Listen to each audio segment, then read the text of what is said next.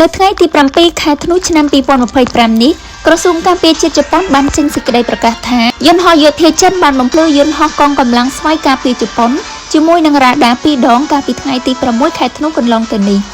នៅលើដែនទឹកអន្តរជាតិភាគអាគ្នេយ៍នៃកោះអូគីណាវ៉ាយន្តហោះចម្បាំង J-15 ដែលបានហោះចេញពីនាវាផ្ទុកយន្តហោះរបស់កងទ័ពជើងទឹកចិនលាវនីងបានបំភ្លឺជាបណ្ដោះអាសន្ននៅយន្តហោះចម្បាំង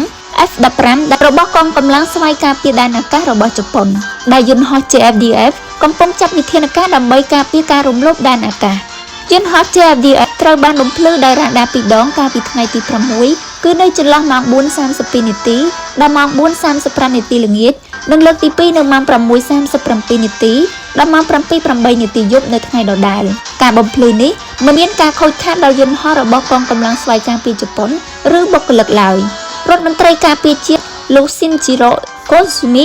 បានបញ្ញាសារព័ត៌មាននៅក្រសួងការពារជាតិនៅថ្ងៃទី7ថានេះគឺជាទង្វើដ៏គ្រោះថ្នាក់ដែលលើសពីវិសាលភាពចាំបាច់សម្រាប់ការហោះហើរប្រកបដោយសុវត្ថិភាពរបស់យន្តហោះខ្ញុំមានការសោកស្ដាយយ៉ាងខ្លាំងដែលមានឧបទ្ទវហេតុបែបនេះកើតឡើងលោកបាននិយាយថាប្រទេសជប៉ុនបានដាក់ការតវ៉ាយ៉ាងខ្លាំងជាមួយនឹងប្រទេសចិនហើយបានស្នើសុំយ៉ាងម៉ឺងម៉ាត់ចំពោះការទប់ស្កាត់ការកើតឡើងវិញម្ដងទៀតនៅថ្ងៃដដែលលោកអនុរដ្ឋមន្ត្រីក្រសួងការបរទេសTakehiro Funakoshi បានកោះហៅអគ្គរដ្ឋទូតចិនប្រចាំប្រទេសជប៉ុនលោក Wu Jinghao មកកាន់ក្រសួងដើម្បីធ្វើការតវ៉ាយ៉ាងខ្លាំងប្រឆាំងនឹងការបំភ្លឺរ៉ាដានេះ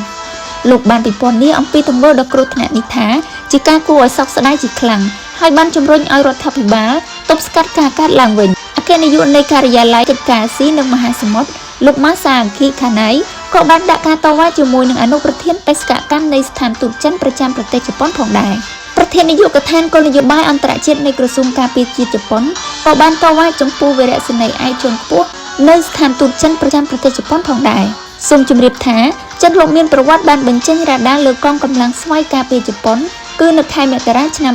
2013នៅពេលដែលនាវាកងទ័ពជើងទឹកចិនបានបំភ្លឺរ៉ាដាគ្រប់គ្រងភ្លើងដែលប្រើនៅពេលដែលបាញ់នៅលើនាវាពិឃាតរបស់កងកម្លាំងស្វ័យការពារដែនសមុទ្រជប៉ុន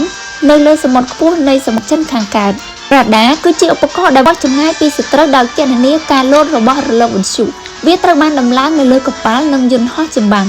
វាត្រូវបានប្រើសម្រាប់ការស្វែងរកនិងគោលបំណងផ្សេងទៀតក៏ដូចជាដើម្បីកំណត់ទៅកាន់គោលនយោបាយនៅពេលដែលបាញ់មីស៊ីលទៅកាន់សត្រូវប្រសិនបើវាត្រូវបានបំភ្លឺវាអាចត្រូវបានគេបកស្រាយថាជាការរៀបចំសម្រាប់ការវាយប្រហារ